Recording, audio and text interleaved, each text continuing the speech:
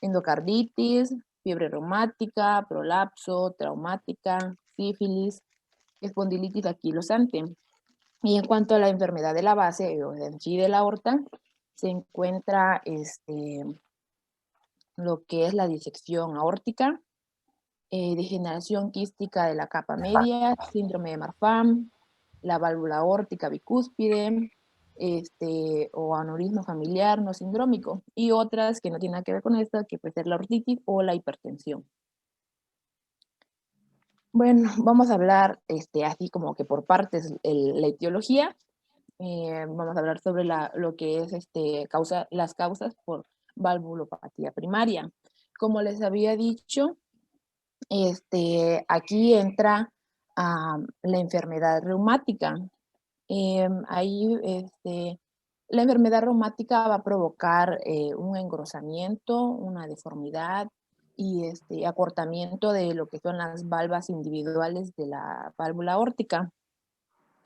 Y esto va a generar un cambio que va a impedir la apertura adecuada durante la sístole y su cierre durante la diástole. También podemos, ahí nos mencionaba que la insuficiencia aórtica de origen reumático va a ser menos común si no hay una valvulopatía mitral reumática. Y también que en cuanto a la enfermedad de la válvula aórtica cúspide congénita,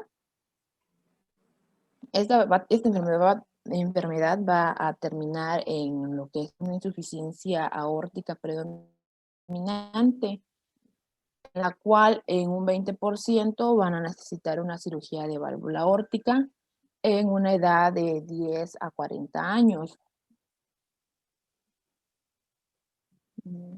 A ver, te comento ahí nada más. Resulta que comentábamos que anteriormente la valvulopatía reumática, fiebre reumática, era de las causas más frecuentes de valvulopatía hace unos años. Actualmente, como tú comentas, ha cambiado y ahora es degenerativa.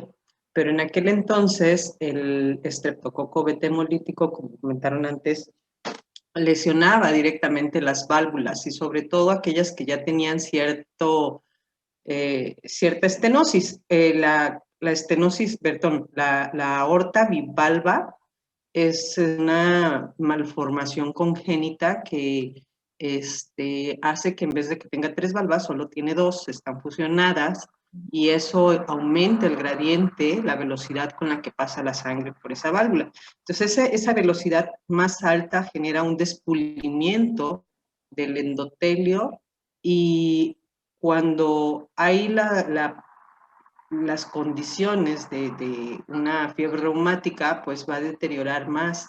Esa estrechez la va a lesionar y la va a convertir en una insuficiencia.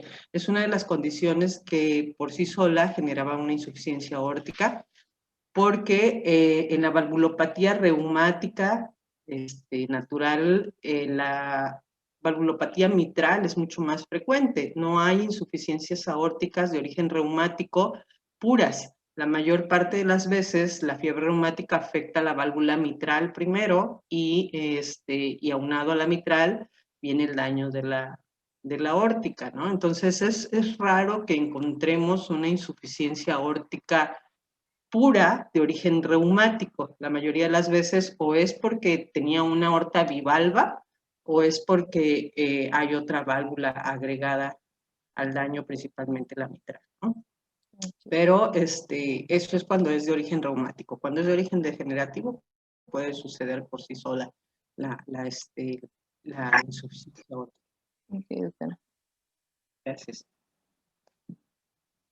Bueno, también otra de las etiologías era pues el prolapso de la valva aórtica, que va a originar una insuficiencia aórtica crónica progresiva, y esta se va a observar en 15% de pacientes con defecto septal ventricular.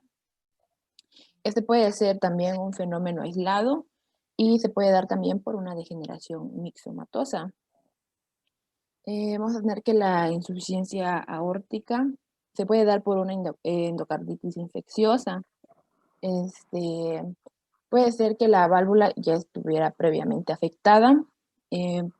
También que esté aunada a una enfermedad reumática o por una válvula con deformidad congénita.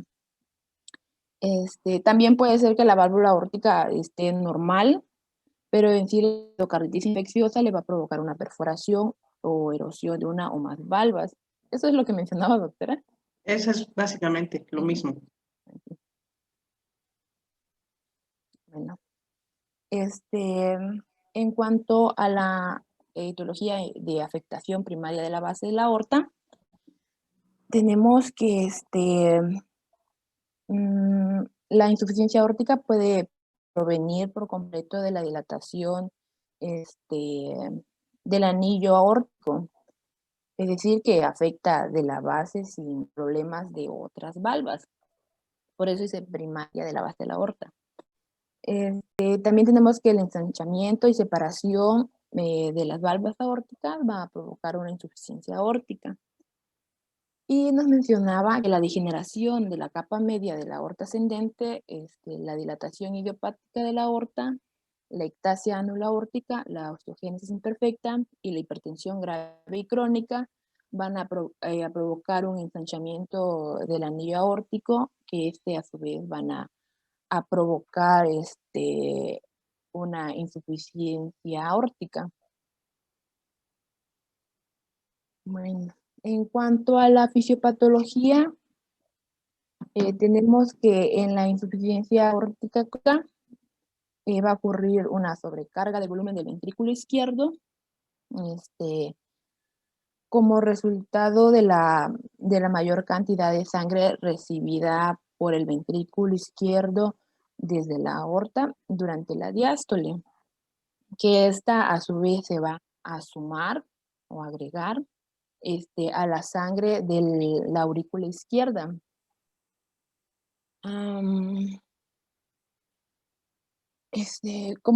Aquí, pues, con todo esto de que va a haber una sobrecarga, el ventrículo izquierdo se va a ir deteriorando su función.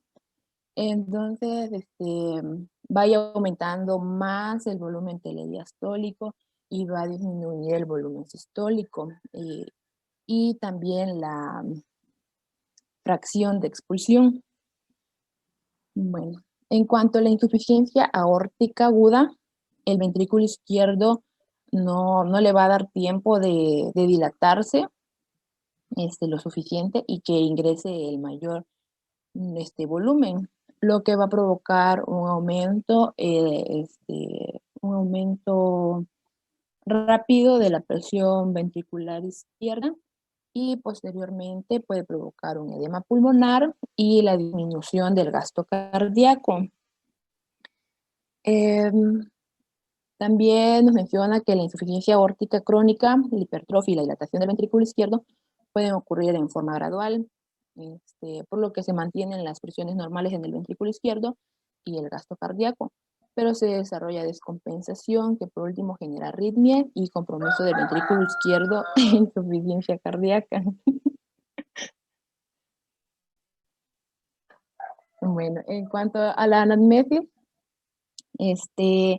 tenemos que el 75% de las personas con insuficiencia aórtica valvular pura, son, en la mayoría son varones, y las mujeres van a predominar, pero en lo que es la insuficiencia aórtica valvular primaria. Doctora, cuando dice valvular pura quiere decir que es de la base de la aorta, ¿verdad? Porque es lo que entendí. No entiendo esa parte, porque valvular pura significa que solo es insuficiencia. Puede haber dos lesiones, acuérdate, puede haber estenosis y puede haber insuficiencia. Entonces, cuando te dicen pura es que solo hay insuficiencia. Quiero pensar que cuando solo es insuficiencia es más frecuente en hombres, pero la valvular primaria como tal, estenosis o insuficiencia pueden ser combinados, puede ser más frecuente en mujeres. La verdad, no entendí esa parte. Pero bueno. Yo había entendido que era que 75% de las personas, o sea, varones, van a, es una insuficiencia, pero de la base de la aorta. Y la Pues es que otra, ahí no te dice que sea de la base, ahí te dice ajá, que es valvular pura. sí, O sea, quiero entender que a las mujeres no les da la insuficiencia pura, a las mujeres les da la doble lesión con ah, predominio de la insuficiencia, pero a los hombres les da pura insuficiencia. ah, bueno, entonces, también nos mencionaba que se obtiene el dato de anamnesis compatible con endocarditis infecciosa en personas con afección reumática o congénita de la válvula aórtica. Así es. La insuficiencia aórtica intensa y aguda en el ventrículo izquierdo no se va a dilatar. Personas con insuficiencia aórtica intensa y aguda, el ventrículo no se dilata lo suficiente para conservar el volumen sistólico. Y la tensión diastólica de la cámara aumenta rápidamente, acompañada de incrementos extraordinarios en las tensiones capilares de la aurícula izquierda y de la arteria pulmonar. Eh, y pues puede surgir a muy breve plazo un edema pulmonar y un choque cardiogénico. Bueno, en la insuficiencia grave y crónica menciona que esta puede tener un largo periodo de latencia y las personas puede estar asintomáticos de 10 a 15 años. Y el primer síntoma, se puede decir como que el primer síntoma que van a tener o que van a percibir va a ser un latido cardíaco incómodo, especialmente de cúbito, y va a ser una taquicardia sinusal. Pero para que pase de la taquicardia sinusal a una disnea de esfuerzo, va a pasar muchos años, puede pasar mucho tiempo para que luego se presente ya la disnea de esfuerzo, que va a estar acompañada de una ortopnea y y la disforesis excesiva. Y en la insuficiencia aórtica intensa vamos a tener un dolor anginoso, una angina nocturna, diaforesis intensa, este, pero que nos mencionaba que la angina nocturna era muy incómoda, aparente, ya que no se no va a mejorar cuando se le aplica una nitroglicerina sublingual. Y también mencionaba que va a existir una acumulación de líquidos y va a provocar una hepatomegalia congestiva o edema alveolar. Bueno, en cuanto a los signos físicos, vamos a tener lo que es unos pulsos arteriales que nos mencionaba un pulso Corrigan, que también es conocido como martillo en agua. Va a aumentar en forma rápida y va a colapsar así de repente, ¿no? Y mientras esto pasa, también la tensión arterial va a disminuir rápidamente en los finales de la sístole y la diástole.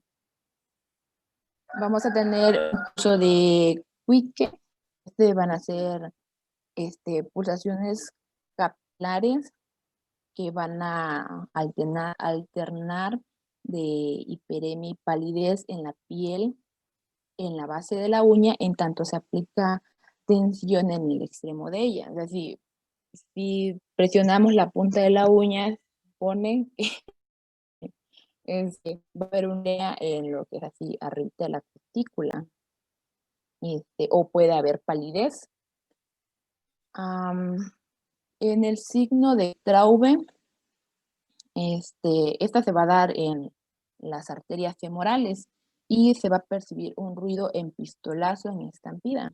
Es lo único que mencionaba. Yo estaba investigando por otro lado y nos decía que era como un balazo. Pistoletazo, también se le llama el signo del pistoletazo.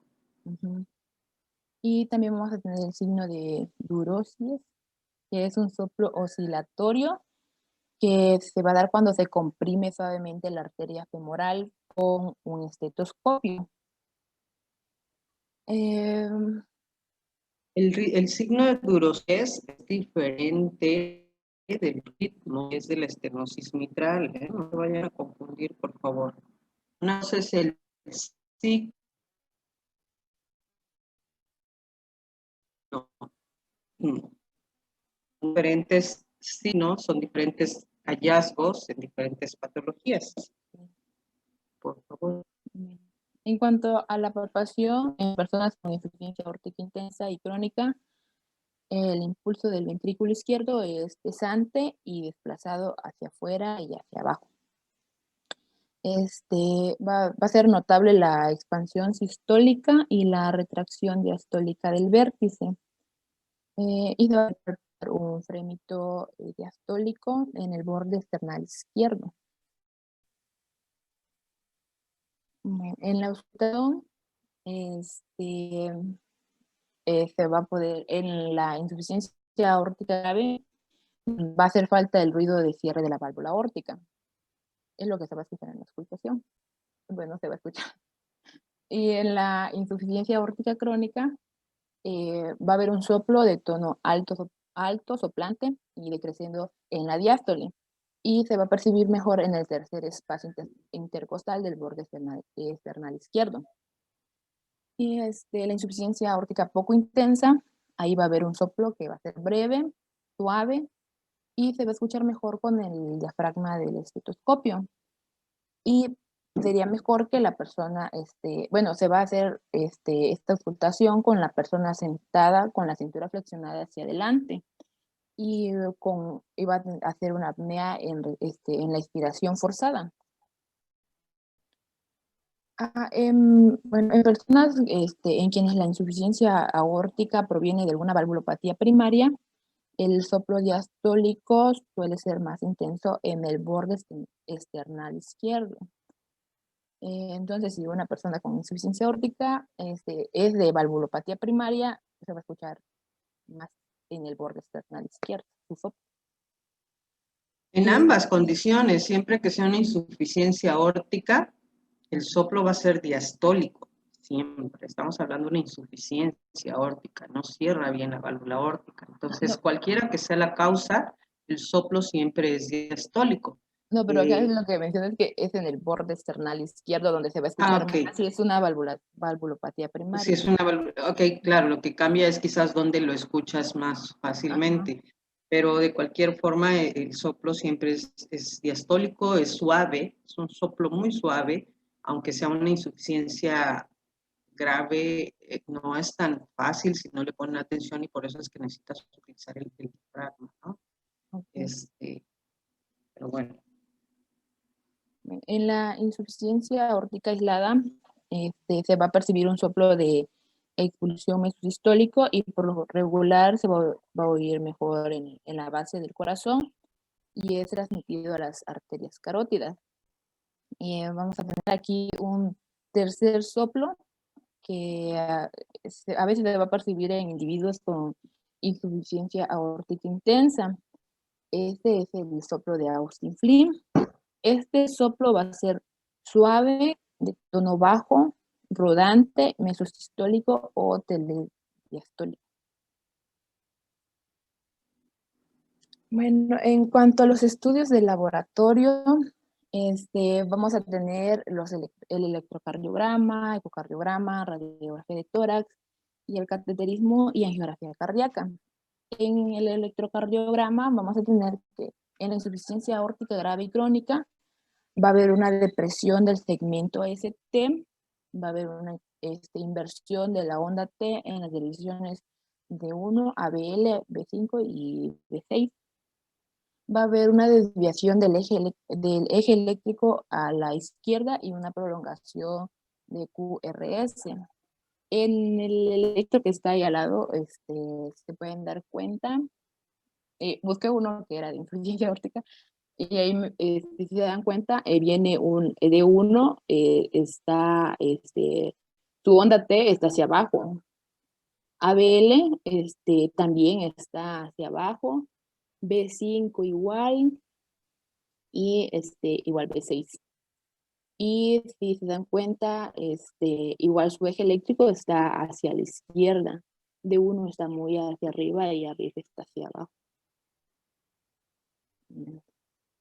En cuanto al ecocardiograma, vamos a tener que el tamaño ahí se va a poder ver que el tamaño del ventrículo izquierdo va a aumentar en insuficiencia aórtica crónica y la función sistólica es normal o incluso supranormal. Vamos a tener un signo característico que es el aleteo diastólico de alta frecuencia y rápido de la valva anterior mitral, producida por un impacto del chorro de reflujo. Y también con el ecocardiograma se puede identificar la causa de insuficiencia aórtica. En cuanto a la radiografía de tórax, en una insuficiencia aórtica grave y crónica, el vértice se va a poder observar en la radiografía que el vértice se desplaza hacia abajo y a la izquierda en la proyección frontal. Vamos a tener también las proyecciones oblicua anterior izquierda y lateral del ventrículo izquierdo, que se desplazan hacia atrás y terminan por comprimir la columna. Y por último tenemos el cateterismo y la angiografía cardíaca.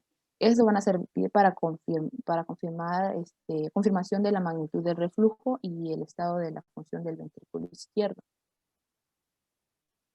Bueno, en el tratamiento para la insuficiencia aórtica aguda, mencionaba que para como para estabilizar, se van a utilizar los diuréticos y los vasodilatadores intravenosos, pero aquí se requiere una cirugía en 24 horas. Van a estar contraindicados la contrapulsación con globo intraórtico y los antagonistas beta, ya que puede disminuir aún más el gasto cardíaco. En la insuficiencia aórtica crónica, pues para los síntomas que aquí van a presentar como la disnea y la intolerancia al esfuerzo, se le va a administrar diuréticos y vasodilatadores como para mejorar esos síntomas. Pero igual se recomienda una cirugía. Se va a necesitar controlar la tensión sistólica en personas con insuficiencia aórtica crónica y los vasodilatadores constituyen los fármacos más adecuados de primera línea como antihipertensores. En el caso de las personas con aortitis sifilítica se va a emprender un ciclo completo de penicilinoterapia. También nos mencionaba que los antagonistas beta y el losartán, antagonistas del receptor de la angiotensina, pueden ser útiles para identificar la rapidez del agrandamiento de la base de la aorta en personas jóvenes con síndrome de Marfan y dilatación de la base de este vaso. Bueno, en el tratamiento quirúrgico nos mencionaba que hay que tomar en cuenta 2 puntos. Hay que considerarlo para esto del tratamiento quirúrgico.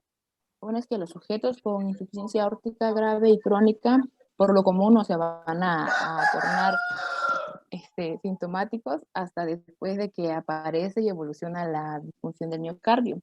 Y la otra es de que si hay un retraso demasiado largo con el tratamiento operatorio, no se va a restaurar la función normal de dicha cámara.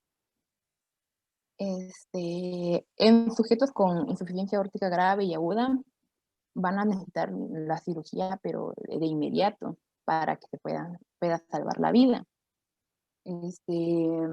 Pero en pacientes que están asintomáticos, la cirugía se puede como que tomar un poco más de tiempo, mientras la persona conserve su función del ventrículo izquierdo normal, sin dilatación grave de la cámara mencionada. La operación se practicará en pacientes asintomáticos con insuficiencia aórtica intensa, disfunción progresiva del ventrículo izquierdo, definida por una fracción de expulsión del ventrículo izquierdo de 50 milímetros o dimensión 50%. 50%. o dimensión diastólica de la misma cámara de 65, menor a 65 milímetros. Este es un diagrama donde nos menciona como que más para cuándo hacer una reemplazo de la válvula. Por ejemplo, nos menciona que si una insuficiencia aórtica grave es grave o es progresiva. Si es grave, como les decía, si es sintomática, bueno, no nos mencioné, pero nos mencionaba en el libro que si es sintomática, de inmediato se tiene que hacer el reemplazo. Pero si esta es asintomática, va a haber diferentes criterios que nos van a decir si necesita un reemplazo o no. Por ejemplo, eso sí te lo mencioné, que si la fracción de expulsión del ventrículo izquierdo es menor a 50, nos mencionaba que sí va a necesitar un reemplazo. Estaba leyendo en otro cuadro esto de donde dice, abajo dice 1 o 2A, 2B. Y yo entendí que cuando dice 1 quiere decir que el hacerla es lo que te recomienda, lo tienes que hacer, no es de que lo vas a Es pensar. prioritario. Ajá. O sea, tiene una indicación evidente, no hay duda de que lo debes de hacer. Ajá, entonces si es asintomático, pero tiene una fracción de expulsión del ventrículo izquierdo menor del 50%, entonces se tiene que hacer una cirugía. Igual si hay otra cirugía cardíaca involucrada. Y si la fracción de expulsión del ventrículo izquierdo es mayor al 50%, va a ser como que todavía hay como que pensarlo. Todavía les va a llevar tiempo, ¿no? Tienen tiempo como para decir si se puede hacer una cirugía o no. Y pues en la progresiva, nada más si tiene otra cirugía cardíaca, le va a hacer, también se va a ver como que sí se puede o no hacer una cirugía. Y si no, pues nada más vigilancia. Esto es todo, doctor. Ok, nada más retomando algunas cosas importantes de insuficiencia aórtica.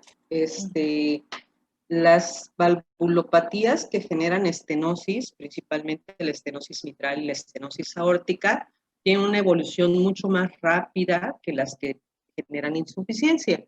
La insuficiencia mitral y la insuficiencia aórtica tienen una evolución lenta, pueden pasar 10 años en esa evolución y podemos manejarla con depresión de volumen. Principalmente estas patologías se manejan con depresión de volumen y la insuficiencia aórtica, los vasodilatadores son un punto que ayudan, los calcioantagonistas, donde ayuda en alguna fase si no está en fase aguda de falla cardíaca, obviamente.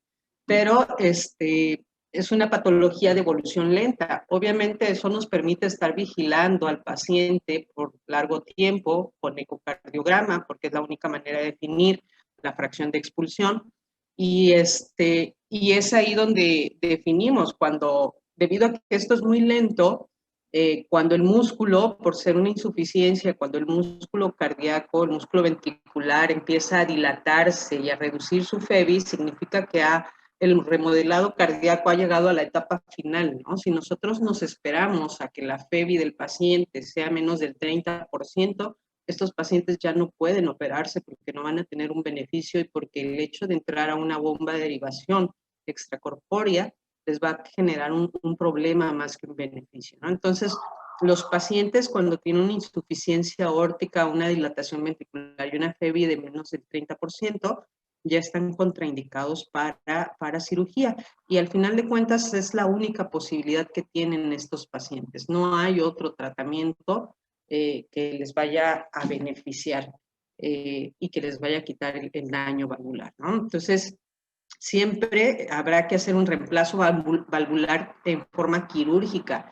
En este momento todavía no hay procedimientos mínimo invasivos como pueden ser la TAVI que hablaban para la estenosis aórtica. Aquí no es posible poner válvulas percutáneas para insuficiencia aórtica aún no, sobre todo cuando es severa, ¿no?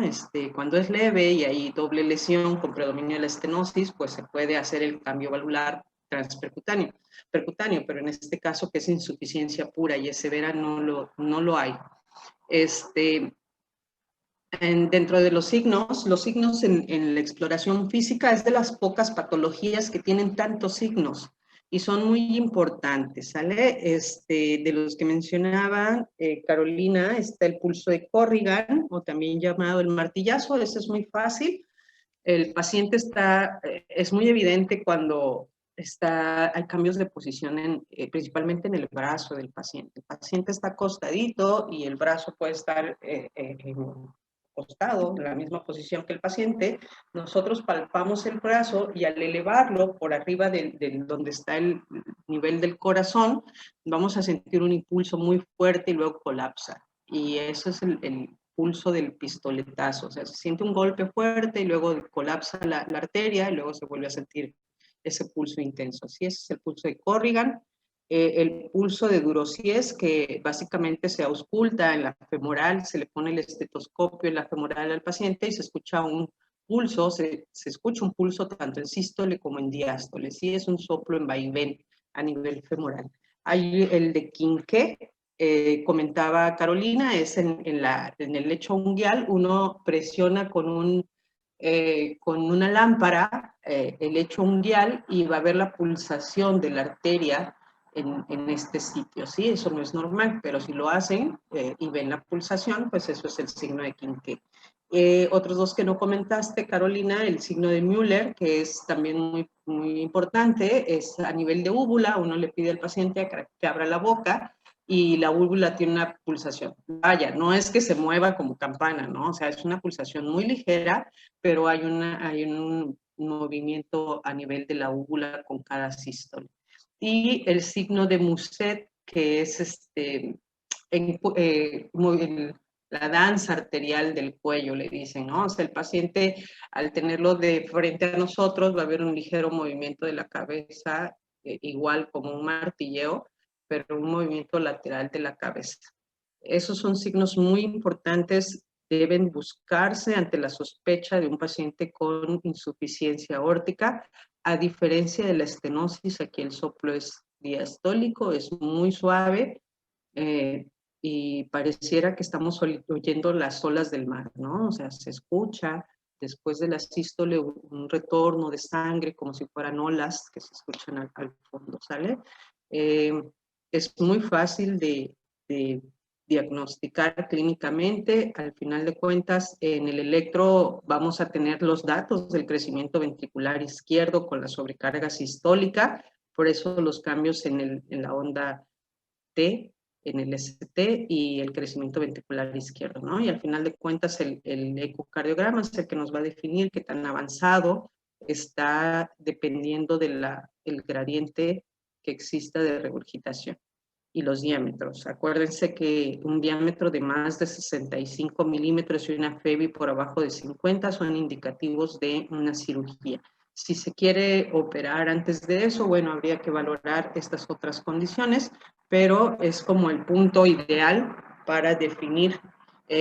¿Por qué dice que otras cirugías cardíacas? Porque algunos pacientes, al ser una enfermedad degenerativa, pues ya tienen esclerosis coronaria y a veces requieren de la prótesis más la revascularización, o algunos tienen una degeneración de la base y aparte de la prótesis requieren un tubo valvulado para la disección, para la aneurisma aórtico o una disección aórtica o otras situaciones, ¿no? Entonces, es una enfermedad degenerativa, hay que recordarlo la mayor de las veces. O cuando es primaria, puede ser por una aorta bivalva que ha tenido un proceso de endocarditis por fiebre reumática o fiebre reumática, ¿no? Son las dos posibilidades. Bueno, muy bien. Gracias, Carolina. ¿Quién va a continuar? Yo, doctora. Perfecto.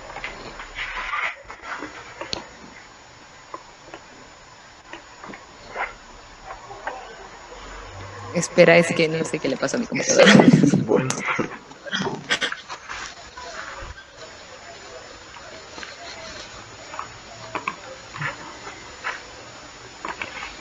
Ya, ahora. Bueno, ahora les vamos a hablar sobre la estenosis tricuspidia. Siguiente, por favor. Bueno, acá tenemos el concepto de lo que sería la estenosis tricuspidia. Bueno, es la dificultad para el paso de sangre de la aurícula al ventrículo derecho, que es causado por la reducción del orificio de la válvula tricuspidia. Bueno, también nos menciona que esta valvulopatía es infrecuente y que generalmente es de etiología reumática eh, y con menos frecuencia de origen congénito. Y bueno, ¿a qué se debe esta? Nos menciona que en esta eh, las válvulas tricuspidias se fusionan, que pueden ser resultado debido a una valvulitis y que esta suele acompañarse con otras valvulopatías, bueno, especialmente la estenosis mitral. Siguiente, por favor.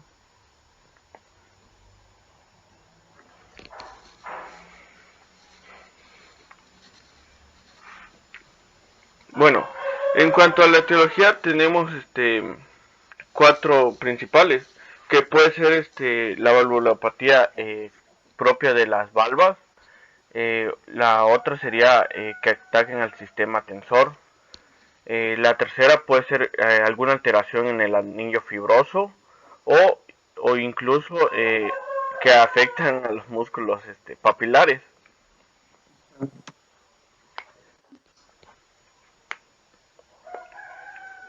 Bueno, en cuanto a la fisiopatología nos menciona que la válvula tricúspide no permite el vaciamiento adecuado de la aurícula derecha, por lo tanto no va a haber un llenado ventricular adecuado en el volumen sistólico del ventrículo derecho, así que como no hay buen llenado, el volumen es bajo. Bueno, en cuanto a la aurícula derecha, nos menciona que en esta se debe, bueno, hay un mayor trabajo en cuanto en cuanto a lo normal, y esto es debido por la sobrecarga y que hay una mayor tensión en la sístole, lo cual produce una hipertrofia auricular primaria y lo que nos lleva a una contracción con mayor fuerza. Bueno, entonces menciona que la sangre atraviesa la estenosis creando remolinos, en la cual se percibe como un soplo diastólico en el foco tricúspide.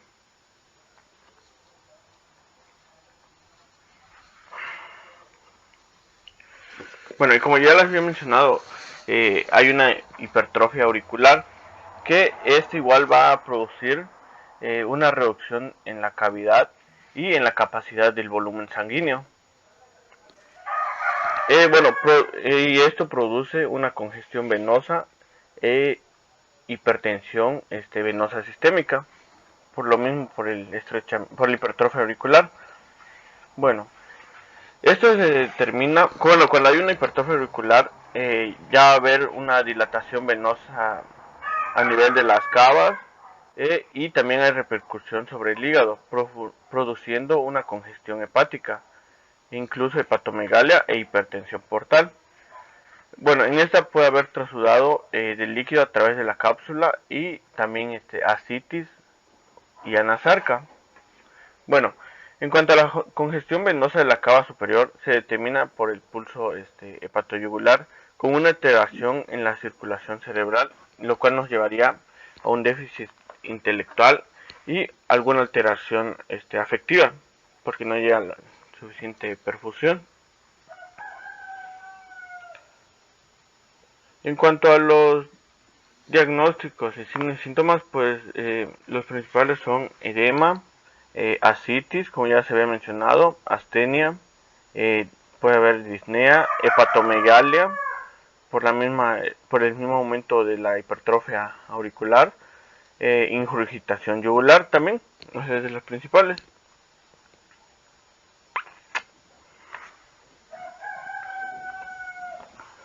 Siguiente, por favor. Bueno, en cuanto a la exploración física, bueno, ya habíamos mencionado la ingurgitación yugular, hay un pulso hepático presistólico. También, bueno, en cuanto a los campos pulmonares, estos se encuentran limpios y ya podemos observar la presencia de ascitis e incluso anasarca. En cuanto al frémito diastólico en el tercio inferior del borde esternal izquierdo, o sea, vamos a encontrar frémito en esta región.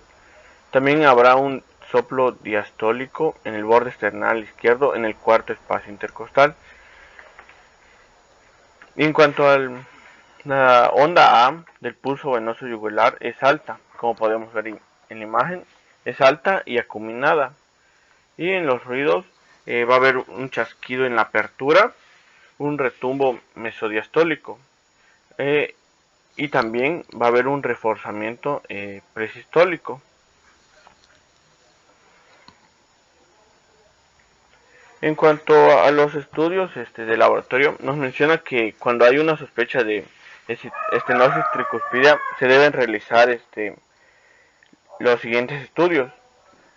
Lo que sería una biometría hemática, una química sanguínea, electrolitos séricos, BCG, una proteína C reactiva, hemocultivo, serología antiestreptocócica o, bueno, incluso también un perfil de funcionamiento hepático, ya que hay que descartar las posibles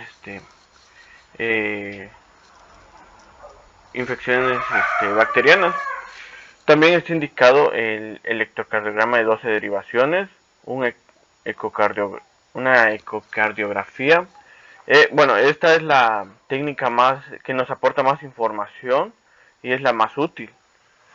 Bueno, también nos menciona que la estenosis tricuspidea suele ser enmascarada y requiere una evaluación meticulosa. También podemos realizar lo que son las pruebas de esfuerzo para ver para valorar la clase funcional.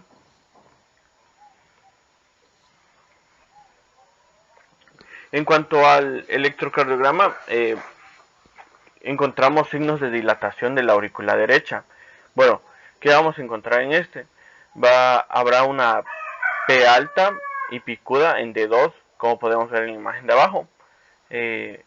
También podemos encontrar una P prominente en B1, una amplitud de la onda P en D2 y B1 mayor a 0.25 milivolts.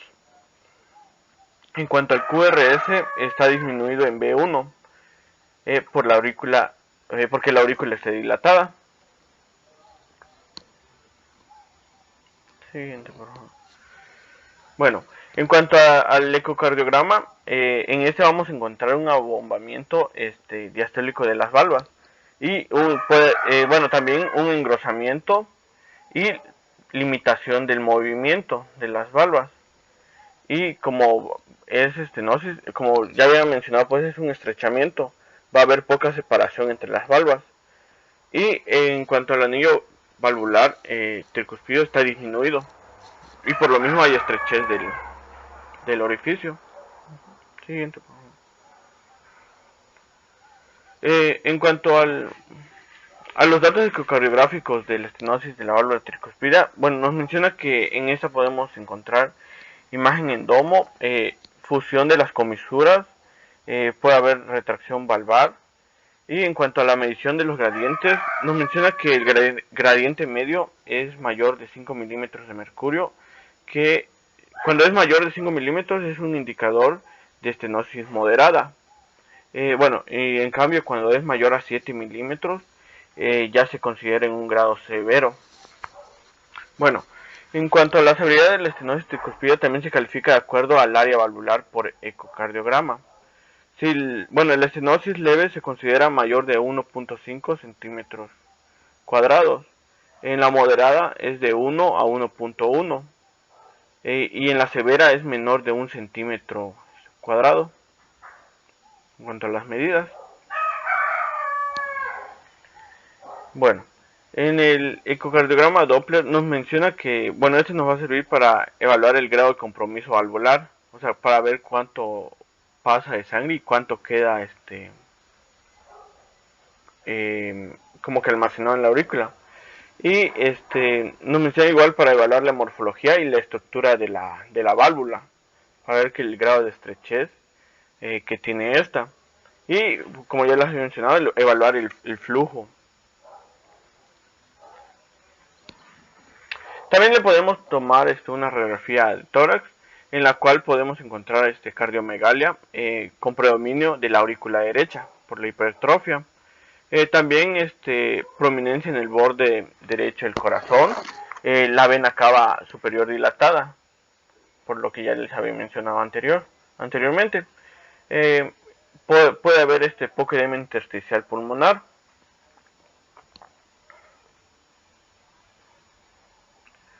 En cuanto a la angiografía contrastada, aquí encontraríamos un engrosamiento y la motilidad disminuida de las válvulas.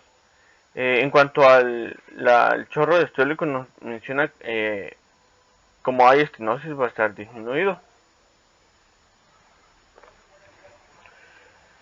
Bueno, en cuanto al tratamiento médico, nos menciona algunos de las indicaciones que se le pueden pedir al paciente, como podrían ser la restricción de sodio, para que haya menor retención de líquidos. También administración de diuréticos para la eliminación del agua. Y en cuanto a digital, nos menciona que esto nos va a servir para controlar la frecuencia cardíaca en la fibrilación auricular y también cuando hay una mala función ventricular.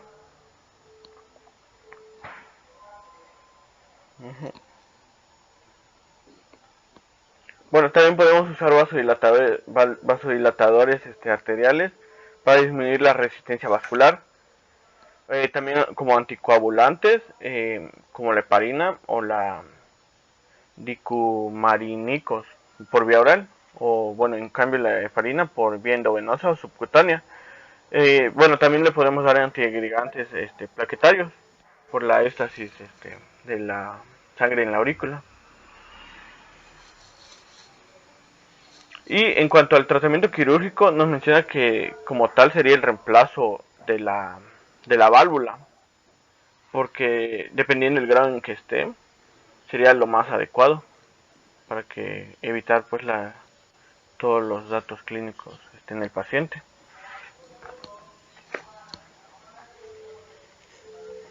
Y ya eso sería todo lo de...